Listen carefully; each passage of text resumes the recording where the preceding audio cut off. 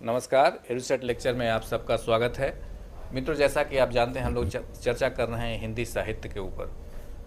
उस श्रृंखला को आगे बढ़ाएंगे और आज हम लोग चर्चा करेंगे खास करके समकालीन साहित्य का इतिहास क्या है, यानी कि 1947 से लेकर अब तक। लेकिन हम लोग का चर्चा सीमित रहेगा 2010 तक, क्योंकि तब तक जो प्रवृत्तियाँ सामने आई हैं उसके पक्ष और विपक्ष क्या हैं उन सभी बिंदुओं पर चर्चा होगी और कैसे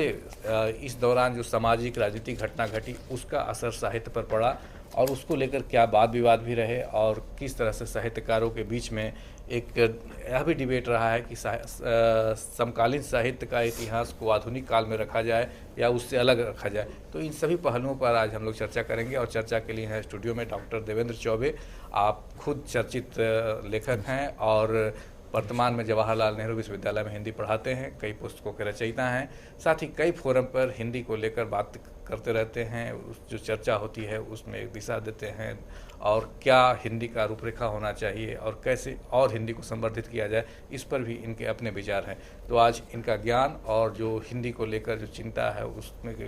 और जो लोगों के साथ बातचीत हुई उसका जो अनुभव है वो सब हम लोग के सामने रखेंगे, तो निश्चित तौर पर हम लोग को लाभ मिलेगा। इस उम्मीद के साथ डॉक्टर चौबे को आमंत्रित करता हूँ कि वे अपना एक व्याख्यान प्रारंभ करें। धन्यवाद अमरेंद्र जी। ये बहुत ही कठिन सवाल है कि समकालीन साहित्य के इतिहास पर हम कैसे बात करें। कई बार आपके सामने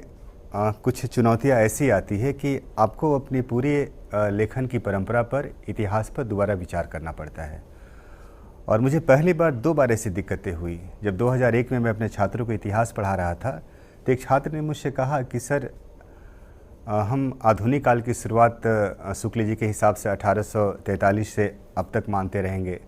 विश्वनाथ त्रिपाठी या रामसर चतुर्वेदी का जो पूरा इतिहास लेखन है वहाँ से हम 1850 से अब तक मानते रहे हैं। और इसी तरह से जो पूरा हिंदी का जो एकेडमिक है उसमें भी अभी तक इतिहास को ऐसे ही देखा जाता है, आधुनिक काल 1850 से अब तक। और मुझे तब इस बात का एक तरह से बोध हुआ कि हमें इस पर पुनर्विचार की ज़रूरत है। दूसरा एक प्रसंग तब आया जब 2007 में 1857 की जो वर्षगांठ मनाई जा रही थी 150 साल की। उस समय बहुत सारे सवाल हमारे सामने आए और तब एक तरह से यह तय हुआ कि आधुनिक हिंदी साहित्य का जो इतिहास है वह 1857 से माना जाना चाहिए। अब ये बड़ा सवाल था कि अगर आधुनिक काल हम 1857 से मानते हैं अंग्रेजी राज की शुरुआत से, तो जाहिर है कि अंग्रेज़ों के भारत जाने के बाद या 1947 के बाद हमारे सामने एक बहुत बड़ा सवाल था कि हम उसको उसी रूप में लेते रहें या फिर हम उसको थोड़ा सा पुनर्विचार करें। और तब मुझे लगा कि जिस बात की तरफ रामलीला शर्मा बार बार इशारा करते थे कि जिस नवजागरण की पूरी जो धारणा है, जो थ्योरी है, उस पूरे संदर्भ में ये जो पूरी चेतना है हमारे यहाँ जो आधुनिकता जो बोध का निर्माण होता है वह एक तरह से उपनिवेशवाद और साम्राज्यवाद के खिलाफ एक तरह से प्रतिरोध करते हुए होता है। और उससे जो पूरा का पूरा जो हिंदी पट्टी है या हिंदी का जो क्षेत्र है, हिंदी भाषी समाज है, उसके अंदर एक नई प्रकार की चेतना आती है। उसमें राष्ट्रवाद का सवाल बड़ा सवाल था और इसीलिए 1857 से 1947 के बीच का जो साहित्य है उसमें राष्ट्र मुक्ति का सवाल या सामाजिक मुक्ति का सवाल बड़ा दिखाई पड़ता है। जाहिर है कि सामाजिक मुक्ति का सवाल अभी भी एक बड़ा सवाल है साहित्य के सामने। लेकिन तब हम लोगों ने विचार करना शुरू किया कि अगर हम समकालीनता पर विचार करें या आधुनिक काल को थोड़ा सा 2 नज़रिए से देखें कि हाँ ठीक है, आधुनिक काल हमारा 1857 से चलते रहा है, आगे भी चलता रहेगा,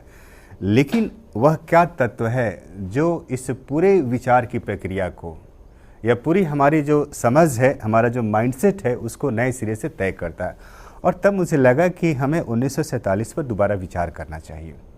और इसी बीच फ्रेडरिक जेम्सन की एक बहुत ही मतलब चर्चित उनका किताब भी है, उनके लेख की भी काफ़ी चर्चा होती है, the post modernism, the culture logic of late capitalism. और इस किताब में इस पूरी बहस में इस बात की चर्चा करते हैं कि 1850 के बाद का जो पूरा समय है वह एक ख़ास तरह से जो हमारा समाज है वह समाज जो है उत्तर औद्योगिक युग और जो संस्कृति है वह एक तरह से उत्तर आधुनिक समय में प्रवेश करती है और वहाँ से हमारे ज्ञान की दशा बदल जाती है। मैं आपसे ये नहीं कहूँगा कि हम हमेशा अपने विचारों के निर्माण में हम विदेशी विद्वानों की मदद लें, लेकिन फिर भी इस 1950 का जो समय था, इस 1950 के समय ने हमें दोबारा पुनः विचार करने के लिए बातें किया। आप जानते हैं कि हिंदी साहित्य में जब 1947 के बाद की चर्चा होती है तो उस समय को हम लोग दो तरह से देखते हैं या दो तरह से एकेडमिक की दुनिया में इस पर बहस होती है। बहुत सारे विचारक, बहुत सारे आलोचक इस पूरे समय को 1936 के समय से जोड़ते हैं और 36 के बाद के साहित्य को कहानी में प्रेमचंदोत्तर हिंदी कहानी कहते हैं, उपन्यास में प्रेमचंदोत्तर हिंदी उपन्यास कहते हैं, नाटक में प्रासादोत्तर नाटक कहते हैं और आलोचना में शुक्लोत्तर हिंदी आलोचना कहते हैं। वैसे ही कविता में छायावादोत्तर कविता कहते हैं और इस तरह से पूरा हमारा विचार का एक प्रक्रिया है जो 1936 में हिंदुस्तान में प्रगतिशील लेखक संघ के गठन के बाद से शुरू होती है। अब जो बुनियादी जो सवाल है कि हम इसको प्रगतिशील आंदोलन हमारा लगातार चलते रहा है और चलते भी रहेगा। अभी भी साहित्य विचार की दुनिया में प्रगतिशील जो पूरी धारा है ये हमेशा बनी रहेगी। कई बार इसको हम लोग एक खास ऑर्गेनाइज पॉलिटिक्स से जोड़ देते हैं जिसको वामपंथी हम साहित्य के रूप में देखते हैं कि हम ऑर्गेनाइज ही बात करें या हम थोड़ा सा फ्री होकर के भी बात करें। ज़ाहिर है कि इसीलिए बहुत सारे लेखकों को हम लोग जब प्रगतिशील कहते हैं तो वो कई बार ऑर्गेनाइज या संगठित मतलब किसी विचार या पार्टी के सदस्य नहीं होते हैं, लेकिन फिर भी उनके विचार में प्रगतिशीलता होती है और इसलिए वो हमारे बहुत बड़े विचारक के क्रिटिक्स होते हैं या आलोचक होते हैं। तो एक ये धारा रही है पूरे हिंदी साहित्य में कि आधुनिक काल के बाद का जो दौर है उसमें खास तौर से 1936 के बाद के समय को हम लोग उसी नज़रिए से देखें, छायावादोत्तर हिंदी कविता, प्रेमचंदोत्तर हिंदी कथा साहित्य। और दूसरा जो पूरी धारणा बनी, दूसरी धारणा में यह बन रहा था कि आज़ादी के बाद 1947 के बाद के साहित्य को स्वातंत्रोत्तर साहित्य के रूप में देखा जाने लगा। और आज भी हिंदी अकादमी की दुनिया में एक तरह से इस पूरी बहस में 1947 के बाद के साहित्य को स्वातंत्रोत्तर हिंदी साहित्य के रूप में देखा जाता है और ये देखने की प्रक्रिया आगे भी मेरे ख्याल से चलती रहेगी। लेकिन यहीं पर आकर के मेरे सामने बड़ा सवाल था कि यह स्वाधीनता बोध जो हमारे अंदर था, यह देश के नव निर्माण की जो चेतना थी 1947 के बाद, यह नेहरू के निधन के बाद धीरे धीरे एक तरह से समाप्त होने लगी। आप गौर करेंगे कि उसके नेहरू के निधन के ठीक 3-4 साल के बाद 1967 में नक्सलवाड़ी में चारू मजुमदार जैसे युवा एक नए तेवर का आंदोलन शुरू करते हैं जिसे हम नक्सलवाद के रूप में जानते हैं। और नक्सलवाद ने बिल्कुल ये साबित किया उस बहस ने या उस डिबेट में जब आप जाएंगे पूरी बहस में, तो 1967 ने ये साबित किया कि 1967 के बाद का जो समय था वह वाकई एक अलग तरह का समय था। ठीक है, बड़े बड़े बांध बन रहे थे, बड़े बड़े विचारक अपने विचार दे रहे थे, बड़ी बड़ी इमारतें बन रही थी, बड़े बड़े कारखाने बन रहे थे, लेकिन उसके समानांतर एक वर्ग ऐसा भी था, एक समाज ऐसा भी था जो धीरे धीरे मार्जिन पर जा रहा था। और उस मार्जिन पर या उस हाशिए पर जाने की जो पूरी प्रक्रिया थी वह बिल्कुल एक अलग तरीके से विचार करने की मांग करती है। और इसीलिए जो स्वातंत्रोत्तर जो शब्द हम स्वाधीनता के बाद के हिंदी साहित्य को देते हैं, 1947 के बाद के देते हैं, तो मुझे बार बार लगा कि इस पर हमें दोबारा एक तरह से पुनः विचार करना चाहिए कि हम कैसे इसको देखें। और इसी तरह से ये पूरी धारा जब थोड़ा और आगे बढ़ते हैं, तो जब इमरजेंसी लगती है 1975 में, तो इमरजेंसी के बाद भी एक तरह से हमारा जो विचारधारा की जो दुनिया थी, जो हमारा सामाजिक तंत्र था, जो हमारा राजनीतिक तंत्र था, बिल्कुल एक भिन्न किस्म से हमारे सामने आता है। और जयप्रकाश जैसे नेता एक तरह से जब छात्रों के आंदोलन को एक लीड करते हैं, एक नेतृत्व देते हैं, तो बिल्कुल अलग तरह के विचार लेकर के आते हैं और उसका असर एक तरह से अलग तरह से पूरे हमारी जो पूरी संरचना थी, जो हमारी सामाजिक संरचना है, जो हमारा एक तरह से पॉलिटिकल या राजनीतिक संरचना है, वह बहुत गहराई से प्रभावित होता है। थोड़ा सा और आप आगे बढ़ेंगे तो देखेंगे कि 1989 में 89 में जब मंडल कमीशन या फिर 90 के बाद जब पूरे की पूरा एक तरह से बहस होती है, डिबेट होता है मंडल कमीशन के बाद, तो फिर पूरा का पूरा हमारा जो एक तरह से मनो या मानसिकता जो हमारी थी, जिसको हम लोग माइंडसेट भी कहते हैं, पूरा का पूरा हमारा माइंडसेट बदलने लगता है। और उसके बाद जो साहित्य हमारे सामने आता है वो साहित्य बिल्कुल अलग तरह का साहित्य था। साहित्य की दुनिया में या विचार की दुनिया में एक खास तरह से लेखन की चर्चा होनी शुरू होती है। अस्मितावादी रचना की चर्चा होती है, दलित साहित्य की चर्चा होती है, स्त्री साहित्य की दोबारा चर्चा होनी शुरू होती है। पहले कृष्णा सोबती के मित्रों मरजानी 1968 में किताब छपती है, या मन्नू भंडारी का आपका बंटी उपन्यास आता है, या इसी तरह से मृदुला गर्ग का उपन्यास 8वें दशक में चितकोबरा छपता है। ये सारे के सारे जो उपन्यास थे कृष्णा सोबती के, मन्नू भंडारी के और मृदुला गर्ग के, इन उपन्यासों में एक तरह से स्त्री जो घर के अंदर बंद थी, उसके जो आज़ादी के जो सवाल थे या उसकी मुक्ति का जो सवाल था, एक अलग तरीके से रखा गया। और इसीलिए आप देखेंगे कि उसके बाद पूरा का पूरा साहित्य की दुनिया बदलनी शुरू होती है। तो मेरे सामने बुनियादी सवाल था कि 1947 के बाद के साहित्य को हम कब तक स्वतंत्रोत्तर हिंदी साहित्य कहते रहेंगे। इसे कहीं ना कहीं या किसी न किसी रूप में पुनर्विचार करने की ज़रूरत है।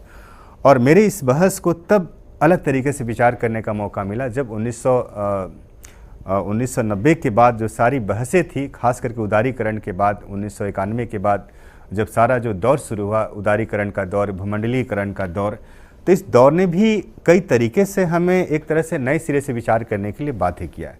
कि हम इस दौर को कैसे देखें।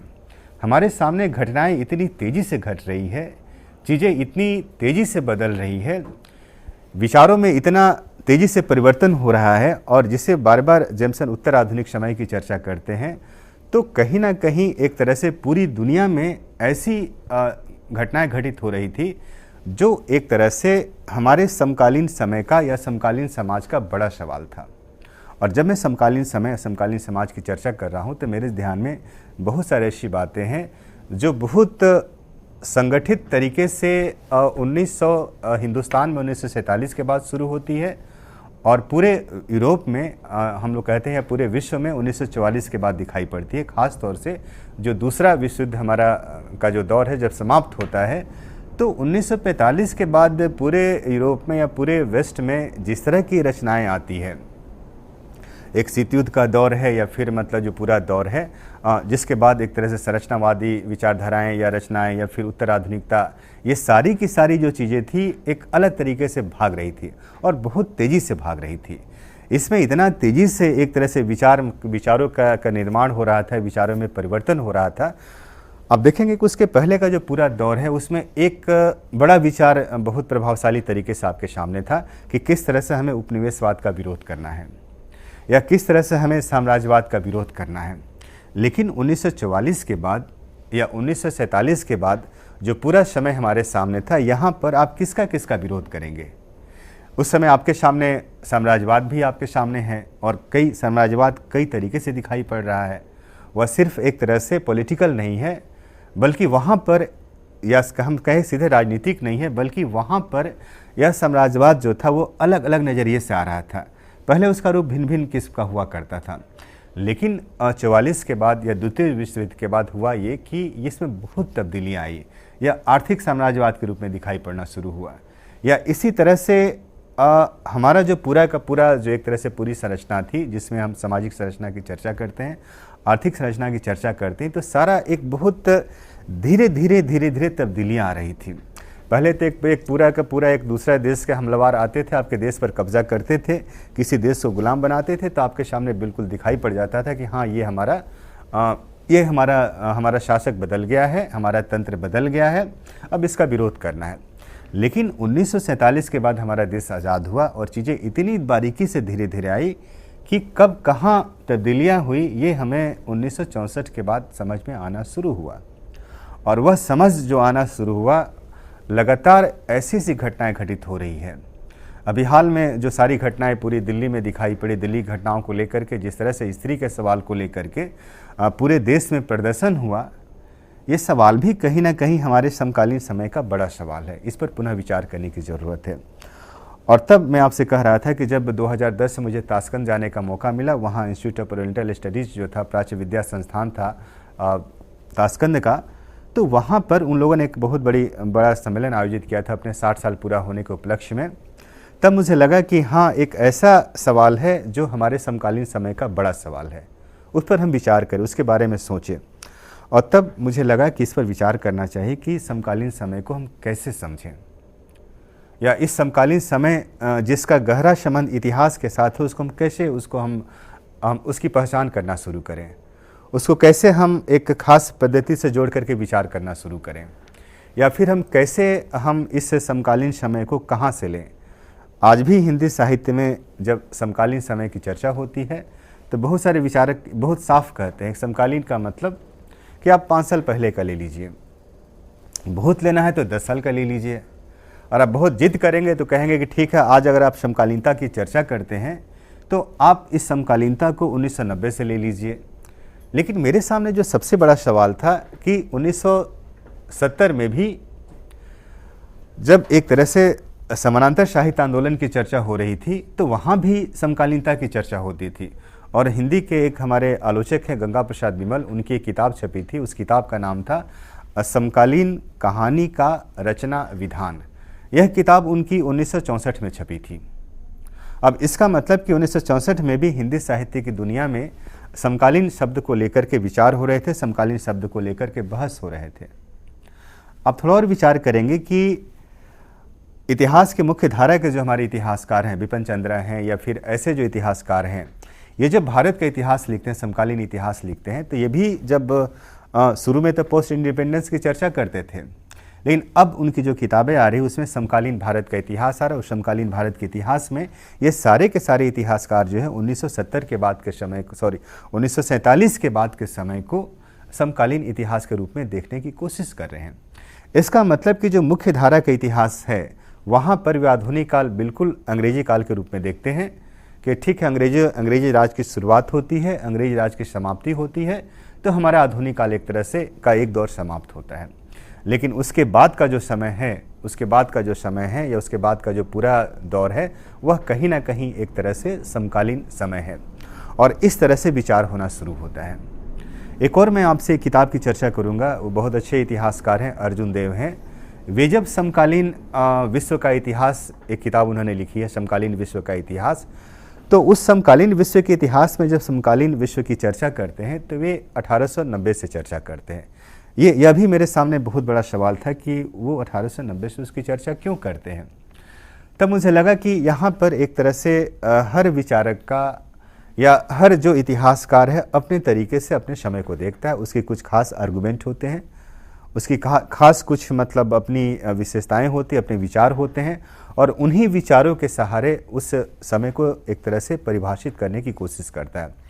और तब मुझे थोड़ा सा लगा कि अर्जुन देव जिस सवाल को लेकर के हमारे सामने आ रहे हैं, उनके जेहन में मार्क्स थे, कार्ल मार्क्स थे, और मार्क्स का जो समय था उसके बाद के पूरे समय को वो एक तरह से समकालीन दौर के रूप में देख रहे थे, जहाँ पर एक तरह से जिन कारणों से प्रथम विश्व युद्ध का एक तरह से बनने की सारी तैयारियां हो रही थी, वो सारी तब्दीलियां हो रही थी, और कैसे धीरे धीरे एक पूरा एक दौर शुरू हो रहा था जो बाद में 1914 में विश्व युद्ध के बाद दिखाई पड़ता है। तो यह एक सवाल हो सकता है। लेकिन जहाँ तक हमारा हिंदी साहित्य का मसला है, तो हिंदी साहित्य में जब हम समकालीन इतिहास की चर्चा करते हैं तो फिर हमें इस बात पर विचार करना पड़ेगा, जो सबसे बड़ी चुनौती मुझे दिखाई पड़ती है कि समकालीन आखिर है क्या, समय है या ये विचार है। और मुझे लगता है कि समकालीन जो है मेरे लिए समय होने के साथ साथ समकालीन विचार भी है, और समकालीन जो विचार हैं इस पूरे विचार में एक तरह से जो सबसे बड़ी बात हमें एक तरह से खास तरह से प्रभावित करती है, जिस पर विचार करना चाहिए, कि कई बार होता है कि कई सवाल ऐसे होते हैं जो एक तरह से वो हर समय में बने होते हैं, उनके एक तरह से उनके अंदर तब्दीलियां जो आती है, जो बदलाव आते हैं, उस बदलाव के कारण कुछ और होते हैं। लेकिन कहीं ना कहीं जो समकालीनता होती है उसमें जो वर्तमान यथार्थ होता है उसको हम एक खास ऐतिहासिक पृष्ठभूमि में उसको देखने की कोशिश करते हैं। और आप जानते हैं, और इस बात की काफ़ी चर्चा होती है कि असमकालीन जो पूरा का पूरा एक तरह से जो ये टर्म है, ये शब्द है, इस पर आज से बहस नहीं हो रही है। इस पर 17वीं शताब्दी के मध्य से इस शब्द का प्रयोग होना शुरू होता है, और 17वीं शताब्दी में जब प्रयोग हो रहा था तो जाहिर था कि वहाँ पर सीधे था कि अभी जो हमारे सवाल हैं, अभी जो हमारे विचार हैं, अभी जो जिन सवालों से हमारा समाज जूझ रहा है, ये हमारे समकालीन सवाल हैं। और तब लगा कि हाँ, एक ये विचारधारा की निर्मिति विचारधारा के बनने की बहुत सारी प्रक्रियाएं होती है, और उनको बनाने के हमारे बहुत सारे तर्क भी हो सकते हैं। लेकिन मेरे लिए जब हिंदी साहित्य का मसला हमारे सामने आया तो मुझे बार बार लगा कि समकालीन शब्द एक तरह से कहीं ना कहीं मतलब जिस टर्म को डिफाइन करता है कि कहीं ना कहीं एक ख़ास समय में जो एक ख़ास तरह की विचार की होती है, आइडियोलॉजी होती है, और उसको एक तरह से आप जब झेलते हैं, उसको जब उसके साथ डिबेट करते हैं, तो कहीं ना कहीं एक तरह से जो क्रिएटिविटी हमारे सामने जो आती है कि जैसे 1947 में देश का विभाजन होता है, उस विभाजन को लेकर के हिंदी के बहुत सारे लेखक या बांग्ला के लेखक या फिर हमारे जो उर्दू के लेखक हैं किताबें लिखते हैं। कुर्तन हैदर आग का दरिया लिखती हैं, या इसी तरह से हमारे यशपाल झूठा सच लिखते हैं, और भीष्म साहनी तो 1973 में जा करके एक तरह से तमस जैसा उपन्यास लिखते हैं। लेकिन जब ऐतिहासिक तरीके से हम समय को देखने की कोशिश करते हैं, समकालीन समय को देखने की कोशिश करते हैं, तब हमारे सामने ये बात हमें इस पर विचार करना चाहिए कि कहीं ना कहीं एक तरह से हम इस समय को हिंदी साहित्य के संदर्भ में कैसे हम इसको परिभाषित या कैसे इसको देखने की कोशिश करें। और तब मुझे लगा कि समकालीन हम समय या समकालीन समय को 1947 से हमें मानना चाहिए, और इसके पीछे हमारे 2-3 तर्क हैं जिस पर आपसे मैं अभी चर्चा भी करूंगा, आपसे इस पर मैं बात भी करूंगा। अब देखेंगे कि पूरा हमारा जो समकालीन जो इतिहास है, अगर हमारा आधुनिक इतिहास का पहला हिस्सा 1947 में समाप्त होता है अंग्रेजी राज की समाप्ति के बाद, तो 1947 में जो नया दौर शुरू होता है, तो वहाँ से लेकर के हम अभी तक, चाहे 2010 कहें या 2011 कहें या 2012 कहें या 2013 कहें, तो हम कहीं ना कहीं ये 2013 या 12 तक जो अब तक का जो पूरा समय है, इसको हम एक तरह से समकालीन इतिहास, समकालीन समय के रूप में देख सकते हैं। क्योंकि इस पूरे इस दौर में, पूरे मतलब इस 60 सालों में या पूरे ये 70 साल करीब हमारे सामने हो गए, इन पूरे 70 साल में जो पूरा का पूरा जो समय हमारे सामने जिस तरह से बन रहा है और जिस तरह से सारी चीज़ें बनती हमारे सामने दिखाई पड़ती है, तो इस पूरे 47 के बाद का जो समय है, जो 65 से 68 साल का जो समय हमारे सामने है, तो यहाँ पर बहुत सारी चीज़ें ऐसी घटित हो रही है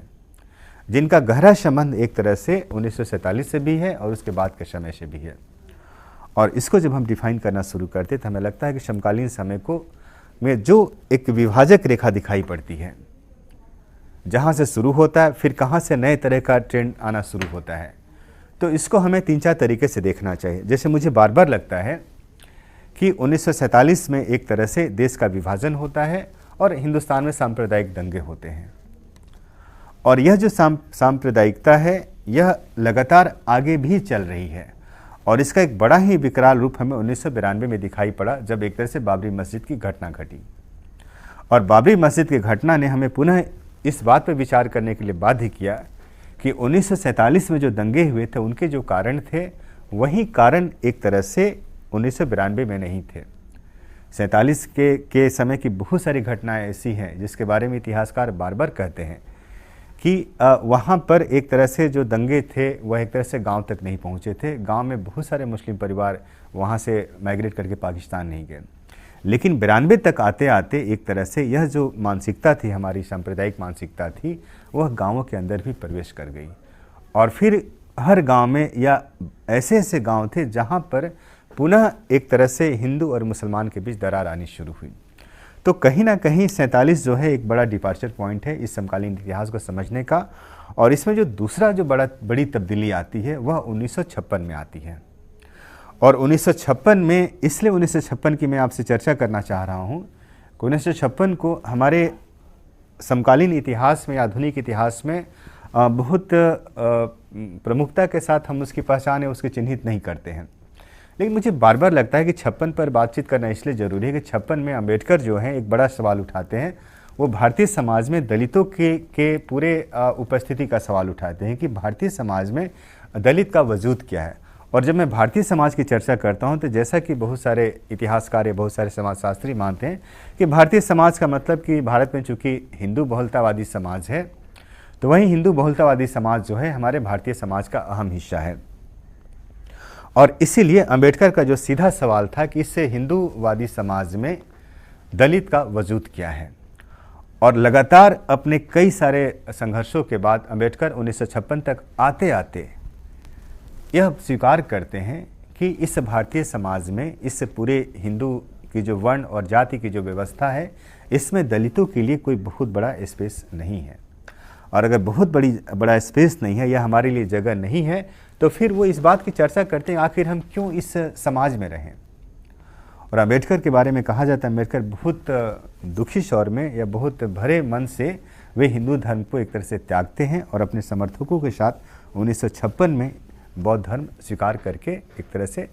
दूसरे संप्रदाय में चले जाते हैं। हमारा जो इतिहास है, इतिहास यहाँ से भी बनता है। इसकी पहचान जाहिर है कि जो दलित इतिहासकार हैं इसकी पहचान कर रहे हैं, लेकिन जो दूसरे धारा के जो लोग हैं उन्होंने इसको कभी भी ठीक से पहचानने की कोशिश नहीं की। और उसका नतीजा दिखाई पड़ा कि 1960 के बाद महाराष्ट्र में भी बड़े पैमाने पर एक तरह से दलित के सवाल को लेकर के या उस पूरी सामाजिक संरचना में जो दलितों का वजूद था उसको लेकर के बड़ी लंबी बहस की प्रक्रिया शुरू हुई।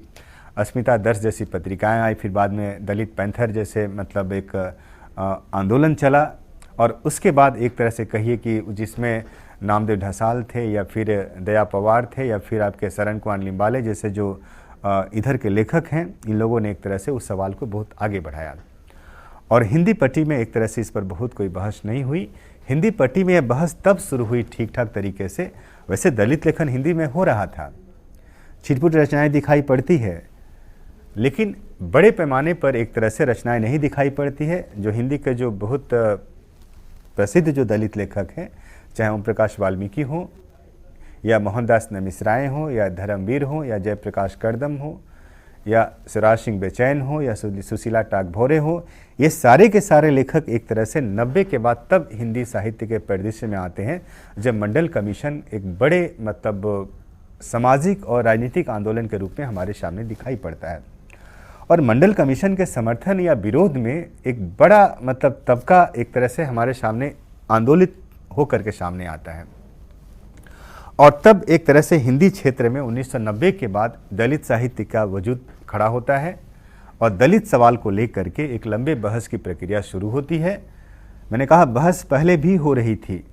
लेकिन जिसको हम लोग कहते हैं कि गंभीरता से एक बड़े सवाल के रूप में हमारे सामने आना, तो ये सारा का सारा सवाल जो हमारे सामने है ये एक तरह से 1990 के बाद बनता है, जो आज भी चल रहा है। और इसीलिए समकालीन साहित्य के इतिहास की जब मैं चर्चा करता हूँ तो समकालीन साहित्य का जो इतिहास जो दिखाई पड़ता है, जो बनता है, वह एक तरह से 1947 के बाद जो दूसरा हमारे सामने समय है वह एक तरह से 56 के बाद बनता है। इस पूरे दौर में धीरे धीरे 60 का समय बीतता है, 64 भी आता है। 64 में भारतीय कम्युनिस्ट पार्टी का विभाजन होता है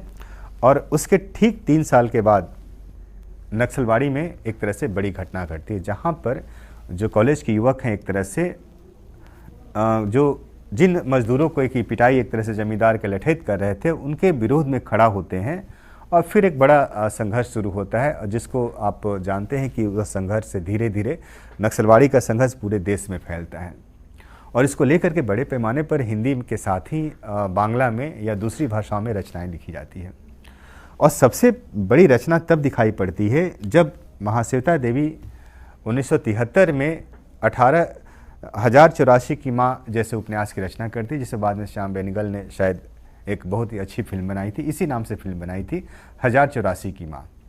और 1084 की माँ में एक तरह से यह महाश्वेता देवी ने दिखाया कि इस पूरे नक्सल आंदोलन में इतने लोग मारे गए, इतनी बड़े पैमाने पर नरसंहार हुआ जिसका कोई जवाब नहीं था।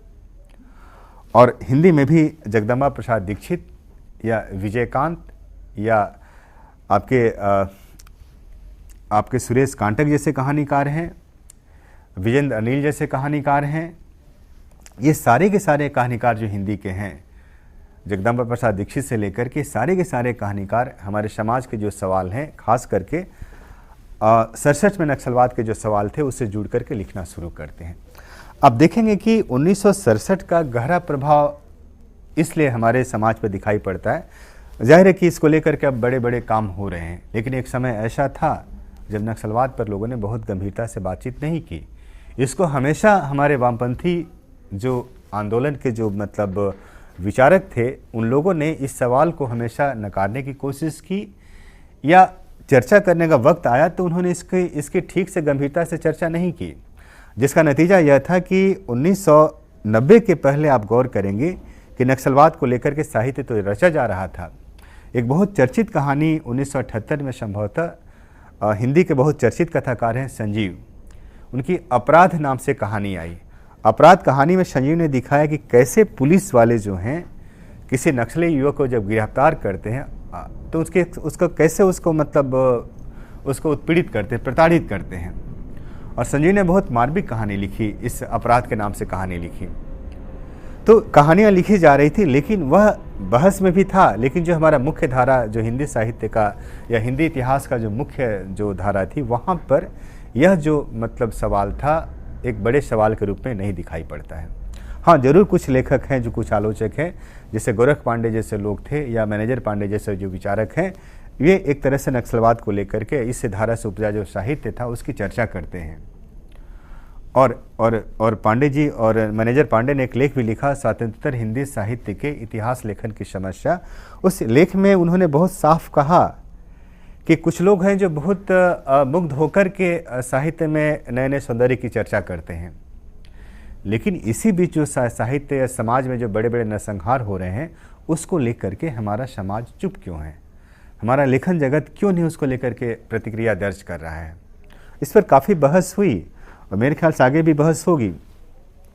लेकिन जो सबसे बड़ा सवाल था कि समकालीन साहित्य के इतिहास को या समकालीन इतिहास को जो तीसरी जो बात सबसे प्रभावित करती है वो 1967 है। और मुझे लगता है कि 1967 जो है एक बहुत बड़ा डिपार्चर पॉइंट है समकालीन इतिहास को समझने का। और जाहिर है कि जैसा मैंने कहा कि अब इस पर काफ़ी बहस भी हो रही है, इस पर काफ़ी लोग विचार भी कर रहे हैं, इसको लेकर काफ़ी चर्चा भी हो रही है। और मेरे ख्याल से उस समय भी काफ़ी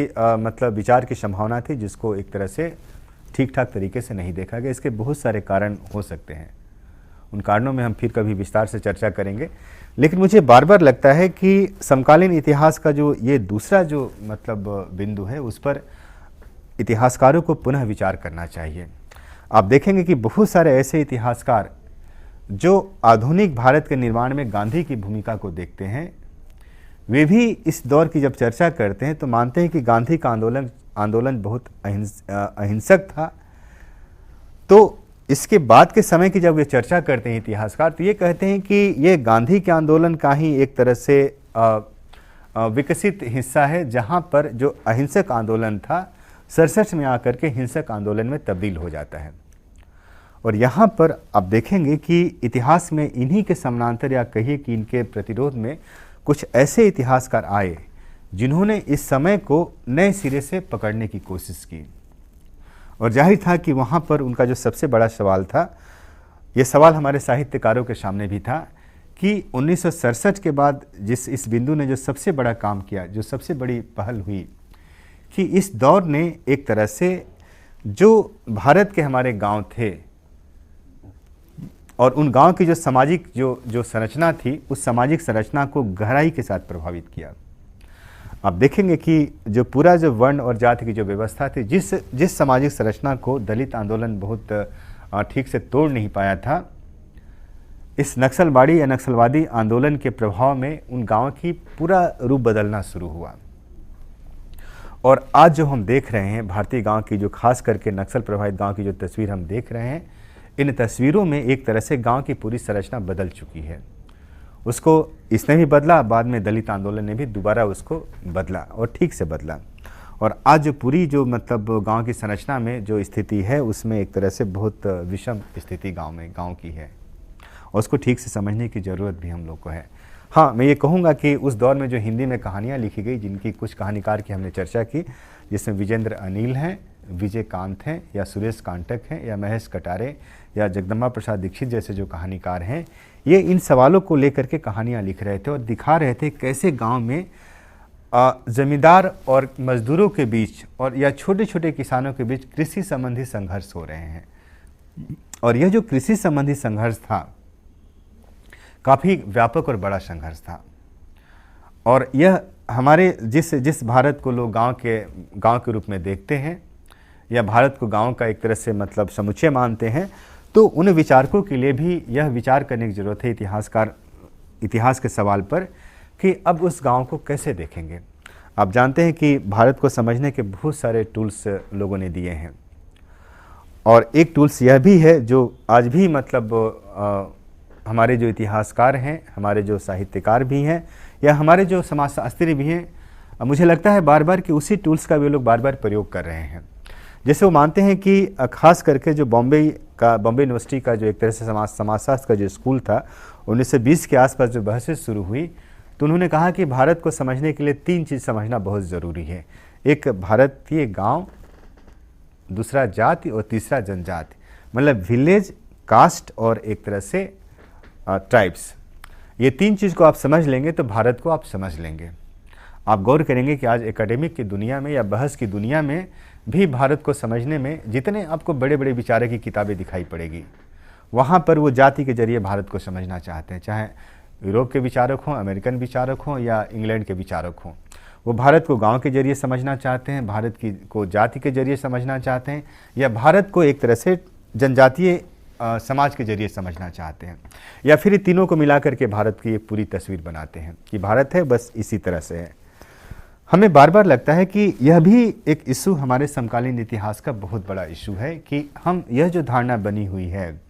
भारत को समझने की, इसको हम कैसे इसको तोड़ें। लेकिन जो चुनौती हमारे सामने है कि जिस तरह का साहित्य हिंदी में लिखा जा रहा है, ख़ास तौर से इस 67 के बाद का जो साहित्य, समानांतर साहित्य, जिसकी चर्चा हिंदी में काफ़ी होती है, समानांतर कहानी आंदोलन की होती है। सारिका ने इस पर 2-3 विशेषांक निकाले 1970 से 75 के बीच में, और उसने बहुत बेहतर तरीके से इस समय को एक तरह से पहचान दिलाने की कोशिश की। लेकिन जाहिर है, जैसा मैंने कहा कि मुख्य धारा के विचार का ये बहुत बड़ा हिस्सा नहीं था, और इसीलिए साहित्य के हिंदी साहित्य के इतिहास के आप जितनी किताबें देख लें, उन किताबों में 1956 या 67 आपको नहीं दिखाई पड़ेगा। वो डिबेट का या बहस का विषय नहीं दिखाई पड़ेगा कि हम 67 को पर भी हम विचार करें या नहीं विचार करें, या हम उसको कैसे उसको देखें। और इसीलिए हमने आपसे कहा कि इसमें जो तीसरा जो तब्दीली दिखाई पड़ती है, जो तीसरा डिपार्चर पॉइंट दिखाई पड़ता है 1956 और 67 के बाद, वह मंडल कमीशंस के बाद दिखाई पड़ता है। और 90 में आ करके एक तरह से जिस तरीके से मंडल कमीशंस के बाद पूरा समाज एक तरह से आंदोलित होता है, और उसके समानांतर 1991 में जब जिस उदारीकरण और भूमंडलीकरण की जो प्रक्रियाएं शुरू होती है, और एक तरह से जिस गतिशील पूंजी का आगमन हमारे उस 1991 के मतलब के बाद भारत में शुरू होता है, जो बड़े बड़े अभी आपको जो बड़े बड़े मॉल दिखाई दे रहे हैं, बड़े बड़े सेज के तहत जो ज़मीनें का अधिग्रहण हो रहा है, ये सब सारी जो चीज़ें दिखाई दे रही है, इसकी नींव तो 1991 में पड़ गई थी। उसका आपको 20 साल के बाद उसका रिजल्ट आपको दिखाई पड़ रहा है। लगभग बाद की सरकारों ने भी इसको आगे कंटिन्यू किया, इसको आगे लेकर के गए हुए। और जाहिर है कि इसको एक तबके ने देखा कि इससे भारत की प्रगति हो रही है, लेकिन इस प्रगति के समानांतर जो दूसरा तबका था, उसने कहा कि नहीं, प्रगति के साथ साथ एक दूसरा जो भारत है, जो गरीब भारत है,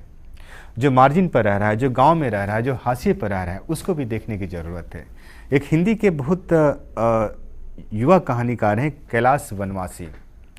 और कैलाश वनवासी की कहानी है बाजार में रामधन। इस कहानी में उन्होंने इसी बात को देखने की कोशिश की कि कैसे बाजार धीरे धीरे हमारे समाज का एक हिस्सा बनता जा रहा है। या इसी तरह से पंकज बिष्ट की कहानी छपी थी, बच्चे गवाह नहीं हो सकते। इस कहानी में पंकज बिष्ट ने विज्ञापन के प्रभाव, कैसे विज्ञापन के प्रभाव में आकर के विज्ञापन सामान बेचने की कला एक तरह से विकसित करता है कि कोई भी सामान हो, अगर आपने विज्ञापित करना है तो आप उस विज्ञापन एजेंसी को दीजिए, वह एक तरह से उस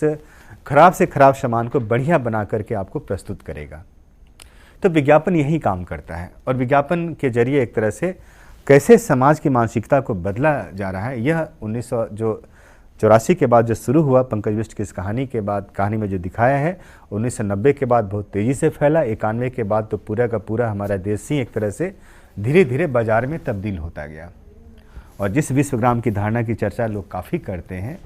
वो यह भी समझना चाहिए कि जिस गतिशील पूंजी की चर्चा होती है, यह गतिशील पूंजी किसी के हाथ में नहीं बंद होती है, ये आपके हाथ में नहीं आने वाली। पुरानी पूंजी जो थी, जिसको हम लोग चाहे कैपिटलिस्टिक भी कहें, जिस तरह से कहें, पहले भी लोग ज़मीन खरीदते थे, और ज़मीन एक ऐसा ज़मीन मतलब किसान के बारे में कहा जाता है, किसान ज़मीन के लिए बहुत बड़ा अहम हिस्सा होता है। उस किसान जो होता है, उस किसान को जब कुछ बेटी का विवाह करना होता है या बेटी की पढ़ाई लिखाई करनी होती तो ज़मीन का एक हिस्सा गिरवी रख करके वे दोनों काम कर लेता है, बेटी का विवाह भी कर लेता है और अपने बच्चों को पढ़ा भी लेता है। लेकिन 91 के बाद जो सारी प्रक्रियाएं शुरू हुई, आर्थिक उदारीकरण की प्रक्रियाएं, जब ज़मीन का अधिग्रहण होना शुरू हुआ तो किसान के हाथ से ज़मीनें धीरे धीरे निकलती गई। वह किसान जिसके पास एक छोटी सी पूंजी थी ज़मीन की, वो पूंजी उसके हाथ से निकल गई और अब उसके सामने बहुत बड़ा सवाल है कि कैसे सर्वाइव करेगा। तो ये सारे के सारे जो बहुत सारे सवाल थे 90 के बाद, मंडल कमीशन के बाद जो दलित अस्मिता का सवाल था, दलित आंदोलन का जो सवाल था, या 91 के बाद जो भूमंडलीकरण का सवाल था, या इसी के समानांतर 92 में बाबरी मस्जिद की घटना ने जिस तरह से नए तरीके से सांप्रदायिकता का दौर, एक नए सांप्रदायिक माइंडसेट के बारे में हमें दिखाया, तो ये सारे के सारे सवाल कहीं ना कहीं मतलब एक अलग तरीके से हमारे सामने दिखाई पड़ना शुरू हो गए। और अब जो तीसरा जो नया मतलब है कि धीरे धीरे जब ये पूरी नई पॉलिसी जब धीरे धीरे गांव के बाद एक तरह से भारत के गांव के बाद धीरे धीरे जब ट्राइबल इलाके में जाने लगी, जनजातीय क्षेत्र में जाने लगी, तब आप गौर करेंगे कि फिर चीज़ें बिल्कुल बदलने लगी। और वह आदिवासी समाज जो एक ज़माने में अंग्रेजी राज में भी प्रभावित था और उसके खिलाफ जिस तरह से बिरसा मुंडा जैसे लोगों ने जो आंदोलन खड़ा किया था ज़मीन को लेकर के, जंगल ज़मीन और पानी को लेकर के, या फिर दोबारा एक तरह से इस प्रक्रिया में दोबारा वो जो सारा का सारा जो हमारा एक तरह से भूमंडलीकरण की प्रक्रिया थी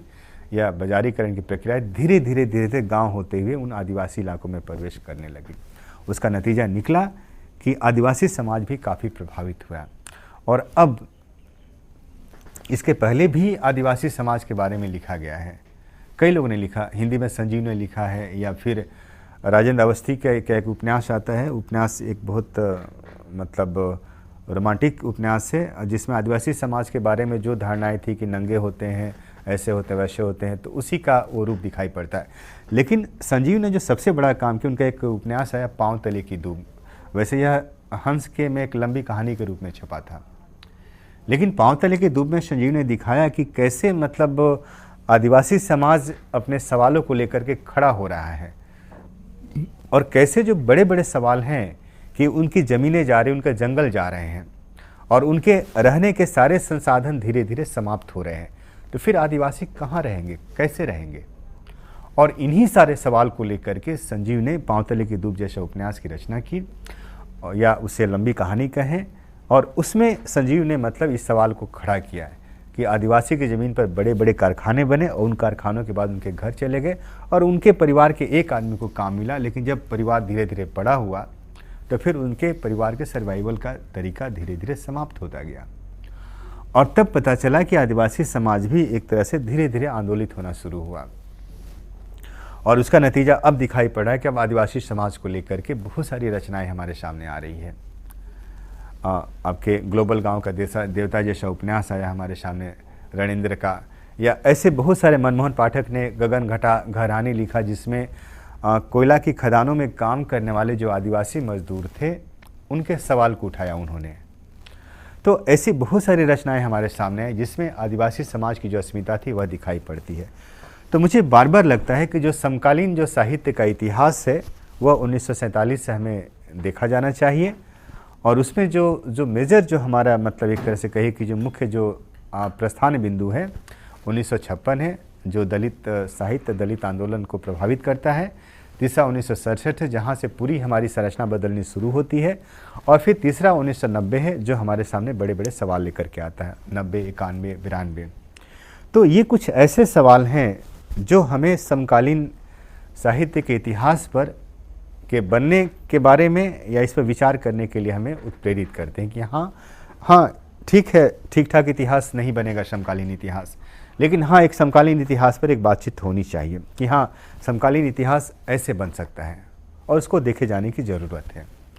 तो मुझे लगा कि आप सबके सामने मतलब एक जो सवाल मेरे सामने था समकालीन इतिहास को लेकर के आपके सामने रखूं। इसमें एक आखिरी में जाते जाते एक और बात मैं जोड़ते जाऊंगा। जो सबसे दुखद प्रसंग है कि इतिहास की जितनी किताबें हमारे सामने आती है समकालीन इतिहास की, उसमें इसलिए बहुत सारे सवालों को जगह नहीं मिलती है कि हम अभी भी उस स्वातंत्रोत्तर के जो मोहभंग है, जो मतलब जो मोह है, उसमें हम एक तरह से पड़े रहते हैं। अब जैसे 1968 में मॉरिशस स्वाधीन हुआ, उसके बाद अभिमन्यु अनंत जैसे लेखकों ने एक अलग तरह का साहित्य रचना शुरू किया, जिसको उसके बाद रामदेव धुरंधर जैसे लेखक हैं वहाँ के, तो इन लेखकों ने अभिमन्यु अनंत, रामदेव धुरंधर या वेणी माधव, राम खेलावन, ये सब मॉरिशस के जो लेखक हैं, इन लोगों ने जो यहाँ से कभी माइग्रेट करके मतलब मजदूर बन करके मॉरिशस या सूरीनाम जैसे देशों में गए थे और जिनका एक तरह से एक लंबे समय तक प्रवास किया, उनकी कई पीढ़ियाँ वहाँ पर के बाद अब ये जब पीढ़ी पढ़ लिख करके तैयार हुई तो इन्होंने अपने बारे में, अपने संघर्ष के बारे में लिखना शुरू किया। तो समकालीन इतिहास में एक जो बड़ा सवाल है वो प्रवासी साहित्य का भी सवाल है, उनके जीवन संघर्ष का सवाल है। और जाहिर है कि ये माइग्रेट जब यहाँ से किए थे तो इनका माइग्रेशन आर्थिक कारणों से हुआ था। ये सिर्फ मतलब विदेश उस तरह से नहीं गए थे जैसे कि आज लोग विदेश जाते हैं कि बड़ी बड़ी नौकरी के लिए और बड़े बड़े बहुत बहुत सारे धन कमाने के लिए। ये सब के सब मजदूर बन के गए थे। ठीक है, धन एक कारण था, लेकिन कहीं ना कहीं यह भी था कि अपने गाँव की पूरी संरचना में उनके लिए रहना मुश्किल हो रहा था।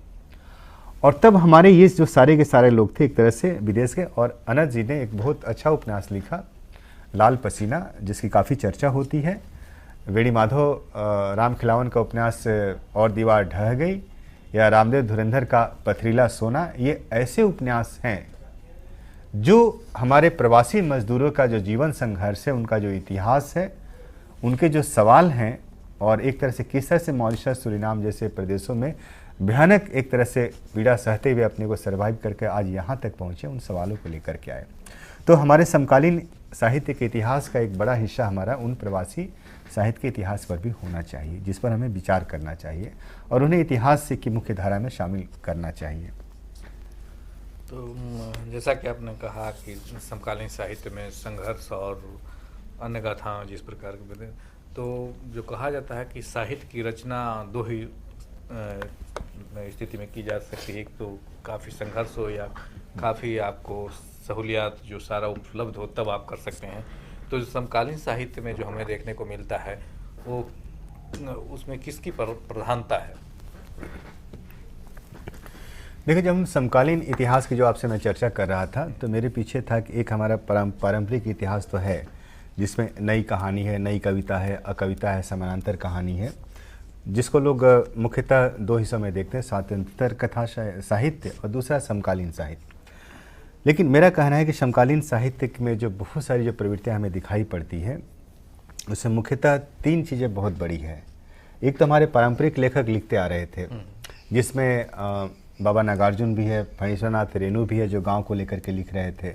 या इस पूरे गांव में जिस तरह की नई चेतना आ रही थी वामपंथी आंदोलन के कारण या समाजवादी आंदोलन के कारण, उसको दिखा रहे थे। लेकिन इसके समानांतर जो और भी कई सारी धाराएं हैं जिसमें पारंपरिक समाज को लेकर के या फिर विभाजन को लेकर के भी दिखाई पड़ता है। लेकिन मुख्यतः मुझे बार बार लगता है कि समकालीन इतिहास की दृष्टि से जो इतिहास को बनाते हैं जो तत्व, उसमें मुझे लगता है स्त्री का सवाल एक बड़ा सवाल है, मुझे लगता है कि दलित का सवाल एक बड़ा सवाल है, और मुझे तीसरे लेवल पर लगता है आदिवासी समाज का सवाल एक बड़ा सवाल है। ये तीनों सवाल एक तरह से समकालीन इतिहास के बड़े सवाल है। और इन तीनों सवाल में एक चौथा जो सवाल आता है वो किसान मजदूरों का सवाल है। और किसान मजदूर एक तरह से समकालीन जो इतिहास हमारा है उसको बनाने में बहुत अहम भूमिका निभाते हैं। इनको लेकर के मतलब बड़ी संख्या में साहित्य लिखा गया है और बड़े पैमाने पर बहस भी हो रही है किसान आंदोलन को लेकर के, उनके साहित्य को लेकर के। इस दौरान जो साहित्य लिखा गया उसमें देखने को मिलता है सामयिक मुद्दे जो हैं वो मुख्य रूप से उनका स्थान रहा है। वहीं जो अनुभूति है, स्वतः अनुभूति है, उसको लेकर कम रचनाएं हुई या कह सकते हैं उसे कम ध्यान दिया गया, यानी मन को आत्मा पर या जो भाव है उस पर हावी होना एक तरह से कह सकते हैं। क्या यह सही है? देखिए, साहित्य में बहुत पुराना सवाल है स्वानुभूति और सहानुभूति का। और ये सवाल तब आया जब 1990 के बाद जब दलित लेखकों ने एक तरह से कहा कि हम जो लिख रहे हैं उसमें हमारी पीड़ा दिखाई पड़ रही है, उसमें हमारा अपना संघर्ष दिखाई पड़ रहा है। और इन लेखकों ने बहुत साफ साफ कहा कि, तो लोगों ने कहा कि नहीं, इसके बारे में तो पहले भी लिखा गया है, प्रेमचंद ने दलितों के बारे में लिखा है। तो लोगों ने कहा नहीं, प्रेमचंद का साहित्य जो है सहानुभूति का साहित्य है। तो लेकिन जो सबसे बड़ा सवाल है कि कोई भी लेखक जब तक अनुभूति नहीं करता है या जब तक उसका अपना अनुभव नहीं होता है तब तक वह नहीं लिख सकता है। और इसीलिए समकालीन साहित्य में एक तरह से जो स्त्री साहित्य की चर्चा शुरू हुई, जो दलित साहित्य की चर्चा हुई, जो आदिवासी साहित्य की चर्चा शुरू हुई, हाँ ये बड़ा सवाल है कि अनुभूति के साथ साथ ज़रूरी है कि आपका वैचारिक मतलब आपके मतलब जो मानसिकता है वह कैसी है। मतलब अगर मान लीजिए आप दलित लेखक हैं और आप बहुत अच्छी कहानियाँ लिखते हैं, और जो दलित लेखन का सवाल था कि दलित लेखन ने जो सबसे बड़ा काम किया कि उसने वर्ण और जाति के सवाल को उठाया और कहा कि वर्ण और जाति की जो व्यवस्था थी उसमें हमने जो भोगा उसी को हम लिख करके आ रहे हैं। इसका मतलब कि उनका साहित्य जो था वर्ण और जाति के प्रतिरोध में लिखा जा रहा था। वैसे स्त्रियों ने जो लिखा, स्त्रियों ने कहा कि मतलब कि हमारा पूरा का पूरी जो संरचना में, जो परिवार की जो संरचना है, इस पूरे परिवार की संरचना में जो हमारी स्त्रियां हैं, जो हमारा वजूद पूरा का पूरा है, वो कैसा वजूद है। क्या स्त्री बिना पुरुष के सहारे या बिना पुरुष के सहयोग के देहरी को लांघ सकती है या नहीं लांघ सकती है। या जब भी स्त्री घर के बाहर जाएगी तो क्या किसी पुरुष के साथ ही जाएगी, अकेले नहीं जाएगी। और तब इन सवालों को लेकर के जैसा हम आपसे चर्चा हम लोग कर रहे थे कि कई सारे इधर अनामिका ने लिखा, या फिर इधर जो बहुत सा गगन गिल जैसी लेखिकाएँ हैं, या फिर इधर मैत्री पुष्पा जैसी लेखिकाएँ हैं, या चित्रा मुदगल जैसी लेखिकाएँ हैं। इन लेखिकाओं ने एक तरह से पितृसत्तात्मक समाज में स्त्री का जो वजूद था, स्त्री का जो सवाल था, उसको गंभीरता के साथ उठाया और कहा कि यह जो व्यवस्था है उसको थोड़ा सा सुधारना चाहिए। कई स्त्री लेखिकाओं ने तो सीधे सीधे उसको नकारने की बात की। रमणिका गुप्ता या फिर अनामिका या फिर ऐसी बहुत सारी लेखिकाएं, मैत्री पुष्पा तक ने कहा कि हमें इस व्यवस्था को बदलने की ज़रूरत है। और ये सारी चीज़ें उनके अंदर इसलिए आई कि उनको अपना अनुभव जो था, उस अनुभव ने उनके ऐसा बताया कि हम बिना इसको नकारे पितृसत्ता को हम बेहतर समाज नहीं बना सकते हैं। तो कहीं ना कहीं ये था कि बेहतर समाज बनाने के लिए या बेहतर स्त्री को बनाने के लिए ऐसा करना ज़रूरी था। और इसीलिए सवाल मेरे ख्याल से मुझे लगता है कि बड़े सवाल के रूप में दिखाई पड़े। नहीं, ये इस बिंदु को तो उठाया गया, लेकिन वह बेहतर समाज या बेहतर स्त्री क्या हो उस स्वरूप की चिंता नहीं की गई। एक बहुत बड़े सवाल की तो इशारा करें, ये बहुत बड़ा डिबेट है कि स्त्री जब परिवार से बाहर जाएगी तो कहाँ जाएगी, या उसका क्या होगा, या फिर एक मतलब कैसा परिवार होगा। और आप देखेंगे कि प्रेमचंद ने जब 1918 में सेवा सदन जैसा उपन्यास लिखा, तो सेवा सदन में प्रेमचंद ने लिखा उस उपन्यास में कि जब सुमन जब शादी हुई तो अपने ससुराल आई, और जब पति से अनबन हुई, किसी कारण घर छोड़ना पड़ा, तो वह स्त्री धीरे धीरे एक तरह से परिवार से निकल करके कोठे पर पहुंच गई। तो यह विकल्प मेरे ख्याल से लेखन नहीं देता है। आप देखेंगे कि इधर का जो स्त्री लेखन है यह विकल्प दूसरा दे रहा है। यह कह रहा है कि स्त्री जब घर से बाहर निकली तो वो फैक्ट्री में काम करने लगी, वह ऑफिसेज में काम करने लगी, बैंकों में काम करने लगी, स्कूल में पढ़ाना उसने शुरू किया। और जब उसने स्कूल में पढ़ाना शुरू किया तो फिर उसका आर्थिक मतलब ढांचा मजबूत हुआ, तो इससे फिर उसका एक अलग मतलब तेवर आया। और जो समकालीन स्त्री लेखन है उसमें जो मुक्ति का जो सवाल है, एक खास आप देखेंगे कि सामाजिक मुक्ति का सवाल और आर्थिक मुक्ति का सवाल दोनों बहुत बड़ा सवाल है। और सामाजिक मुक्ति में जाहिर है कि जैसे हमने कहा पितृसत्ता से भी मुक्ति जरूरी है, वो धर्म के उस आवरण से भी, आडंबर से भी मुक्ति की बात है। ये दोनों चीज़ें बहुत गंभीरता के साथ इधर स्त्री लेखिकाओं ने उठाया। नहीं, वो तो ठीक है, लेकिन सभी समस्याओं को जब हम देखते हैं तो दो बात सामने आती है। एक तो शोषण की बात होता है और दूसरा मुक्ति की बात होती है। लेकिन इसके बीच का भी एक चीज़ है सामंजस्य। उस सामंजस्य कैसे स्थापित करें और समाज को आगे ले चलें, उस पर क्या प्रक्रिया रही है, उस पर क्या सोच रही है। क्योंकि मुक्ति भी रास्ता आखिरी रास्ता नहीं है, शोषण भी आखिरी रास्ता नहीं है, आखिरी रास्ता है आगे बढ़ते जाना। तो उसको लेकर जो समकालीन साहित्यकार हैं या जो इंटेलेक्चुअल्स वर्ग है, उनका क्या कहना है और कैसे वो साहित्य में हम लोग को देखने को मिलता है। देखिए, सामंजस्य वाला मसला तो बहुत गंभीर मसला है। और सामंजस्य की बात हम लोग करते हैं कि रहना तो सबको एक समाज में ही है। एक साथ रहना है सबको, क्योंकि ये तो कहीं ना कहीं रास्ता तो निकालना पड़ेगा। क्योंकि अगर भारत के सब समाज को देखें तो कहीं पितृसत्तात्मक है तो कहीं मातृसत्तात्मक भी है, लेकिन मेजोरिटी है, इसलिए कहा दिया जाता है कि पैट्रियार्कियल सिस्टम है। बिल्कुल ठीक तो है, अगर हाँ। पैट्रियार्कियल सिस्टम का विकल्प पैट्रियार्कियल सोसाइटी नहीं होगा, उसके अलग सोसाइटी भी होंगे जो जिसको अगर बेहतर समाज जो रूप देने चले हैं साहित्यकार, तो वो उसका स्वरूप क्या होगा, उसका जो कार्य पद्धति कार्यशैली क्या होगी, इसके बारे में कहीं चिंतन है, कोई मौलिक चिंतन जिसको अगर हम लोग करें। देखिए, साहित्य में जो विकल्प आ रहा है, विकल्प तो अभी हम लोग कहते हैं कि संक्रमण काल का दौर चल रहा है अभी, और संक्रमण काल में बहुत सारे विकल्प हमारे सामने नहीं होते हैं। कई बार जो संक्रमण की जो स्थितियां होती है, इसमें हम रास्ते तलाशते हैं कि बेहतर कैसा होगा। ठीक है, परिवार से स्त्री बाहर निकल करके एक जैसे पुराना संयुक्त परिवार था, एक मतलब एकल परिवार में हम आए, और वहाँ से फिर स्त्री वहाँ से बाहर निकलेगी तो कहाँ जाएगी। तो जो सामंजस्य वाला जो सवाल है, यह सवाल मतलब जो साहित्य का स्तर, बुनियादी स्तर पर विचार तो काफ़ी हो रहा है, मतलब कि विकल्प क्या होगा हमारे सामने। क्या स्त्री अकेले समाज में रहे, या फिर हम व्यक्ति अकेले रहे, उसके बाद फिर क्या करेगा, या फिर उसके बाद भी क्या करेगा। तो कहीं ना कहीं एक तो मतलब एक जो हमारा सामाजिक दायरा है, जिसको हम लोग सामाजिक संबंध है, उसको बनाना ही पड़ेगा। नहीं, क्योंकि जो मुख्य विषय है या मुख्य मुद्दा जो है, क्योंकि सामाजिक जो परिधि है, सामाजिक व्यवस्था है, उसको तोड़ने की बात तो हम करते हैं, तोड़ने के बाद अपना लेंगे, चलो तोड़ देंगे तो फिर उसमें यहाँ मिल जाएगा, लेकिन सृजन भी तो साथ होना चाहिए। सृजन की प्रक्रिया क्या है? नहीं, हम लोग थोड़ा इस पर सोचे कि जो पैरेलल हमने दो तरह के लेखों की चर्चा की आपसे, जैसे चित्रा मुदगल है, मनु भंडारी हैं, और दूसरी तरफ कृष्णा सोबती हैं, या फिर इधर की महिला लेखिकाएँ हैं।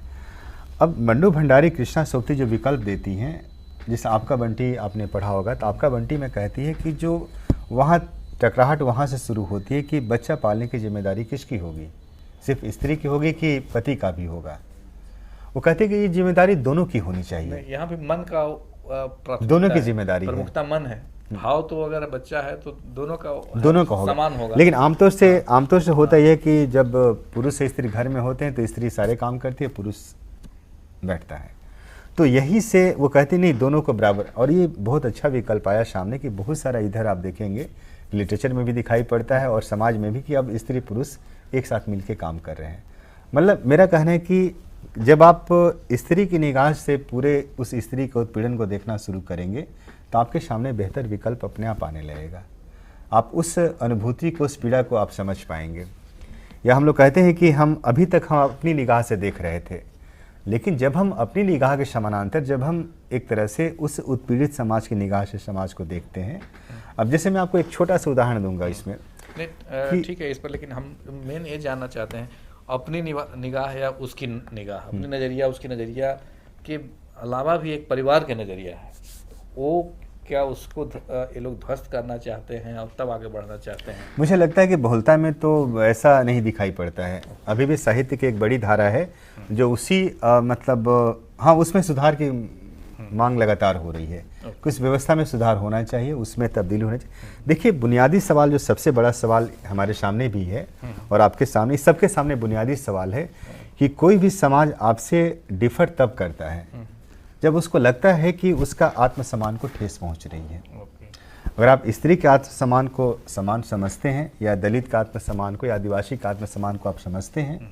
तो आप देखेंगे कि फिर वो जो जिस सामंजस्य की आप चर्चा करते हैं, अगर हम आप, तो फिर वो सामंजस्य बनेगा।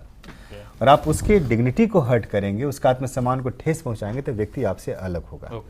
तो जब आप एक सामाजिक स्तर पर आप ऐसा करने लगते हैं, जैसे हमने एक पूरे समाज को हमने एक तरह से एक नीचे का मान लिया, हमने एक पूरे स्त्री समाज का हम अलग तरह से मार्जिन पर मान लिया हमने, तो जो सामाजिक जो अपमान होता है बहुत बड़ा अपमान होता है। और इस सामाजिक अपमान का ही नतीजा है कि आपको समाज में बहुत तरह के संक्रमण जैसी स्थितियां दिखाई पड़ती है। और इससे बचने का सबसे बड़ा तरीका है कि उस समाज को एक तरह से आप आत्मसम्मान दें। ओके मित्रों, इन्हीं शब्दों के साथ आज के व्याख्यान को विराम देते हैं। आप सबको धन्यवाद, और आपकी ओर से डॉक्टर देवेंद्र चौबे को भी बहुत बहुत धन्यवाद, जिन्होंने काफ़ी सरल भाषा में और काफ़ी अच्छे तरह से क्या प्रक्रिया चल रही, क्या समकालीन साहित्यकारों का स्वरूप, साहित्य का और साहित्यकारों के स्वरूप और रुचि है, उस पर भी इन्होंने प्रकाश डाला। मैं समझता हूँ कि यह व्याख्यान आप सबके लिए लाभदायक साबित होगा। Thank you very much.